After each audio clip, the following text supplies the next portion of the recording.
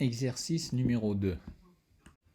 Dans cet exercice, on vous demande d'écrire un programme qui va lire une ligne de texte, c'est-à-dire une phrase, qui ne dépassera pas les 200 caractères. La mémorise dans une variable txt et affiche ensuite, tout d'abord, la longueur L de la chaîne. Ensuite, le nombre de E contenu dans le texte. Puis, toute la phrase à rebours sans changer le contenu de la variable txt. Et en dernier lieu, toute la phrase à rebours après avoir inversé l'ordre des caractères dans txt. Et vous avez un exemple qui est écrit devant vous. Comment faire? Tout d'abord, on va saisir notre phrase. Cette phrase, bien sûr, devra contenir moins de 200 caractères. Une fois la phrase saisie, le traitement restera relativement simple, c'est-à-dire comptabiliser le nombre de caractères sans utiliser bien sûr l'instruction, la longueur de chaîne de caractères, string length, de la bibliothèque string.h. Ensuite, il va falloir inverser les caractères dans une autre chaîne de caractères et puis dans la même chaîne de caractères le réaliser. Comme d'habitude, on commencera par mettre les includes. Ici, on a rajouté la bibliothèque string.h pour pouvoir utiliser les différentes fonctions des chaînes de caractères. Deuxième étape, on commence par écrire le main avec les accolades qui permettront de mettre le bloc principal de cette fonction. Après, les déclarations d'usage, des entiers dont on aura besoin.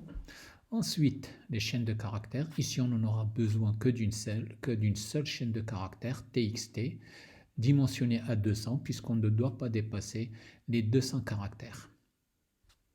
Puis, la saisie de la phrase.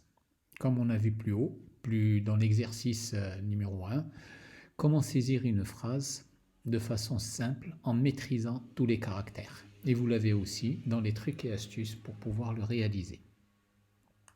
Une fois la chaîne de caractères, donc la phrase saisie, on s'empresse de sauvegarder le L, c'est-à-dire la longueur de notre chaîne.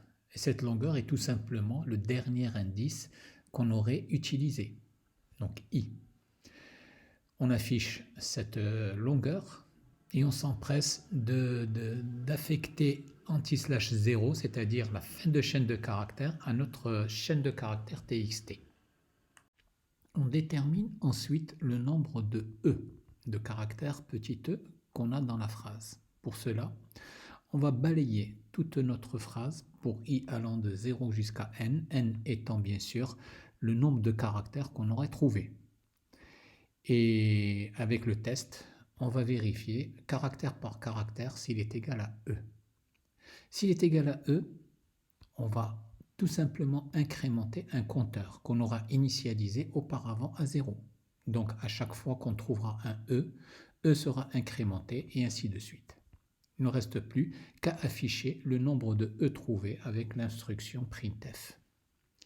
Dans un deuxième temps, on va afficher la phrase à rebours, c'est-à-dire en sens inverse. Et pour cela, on n'a pas besoin de le mettre dans une autre chaîne de caractères, mais tout simplement l'afficher. Et l'afficher en sens inverse, c'est-à-dire on va boucler de i égale à n-1, donc l'avant-dernier caractère, le caractère qui est différent de l'anti/0, jusqu'à i est égal à 0, en décrémentant bien sûr i. Et on afficherait txt de i. Dans cette dernière question, il s'agit d'inverser les différents caractères de la chaîne txt.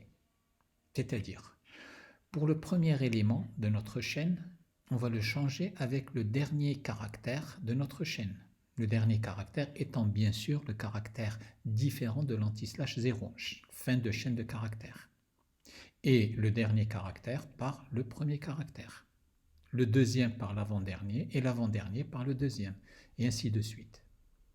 Donc on fera une boucle pour i égale à 0 jusqu'à la demi-chaîne de caractères, c'est-à-dire la moitié de notre chaîne. Parce que si on le ferait jusqu'à la fin, on ferait 2 fois le changement, c'est-à-dire au début on changera le premier et le dernier, puis à la fin on changera le dernier et le premier. Donc on retombera sur nos pieds. Donc il va falloir le faire qu'à la moitié de la chaîne. Et changer 2 caractères dans un tableau, on a déjà fait en utilisant une variable head. Ici, je l'ai nommé petit a. Donc le principe est simple, de façon triangulaire comme je vous l'ai appris. On sauvegarde la valeur du premier élément dans la variable head, a est égal à txt de i.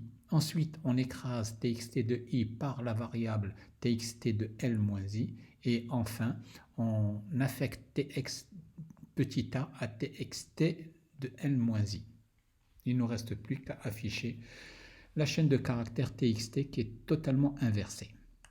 Vous trouverez comme d'habitude la correction de cet exercice dans le répertoire S7 nommé S7E2.C. Bon courage.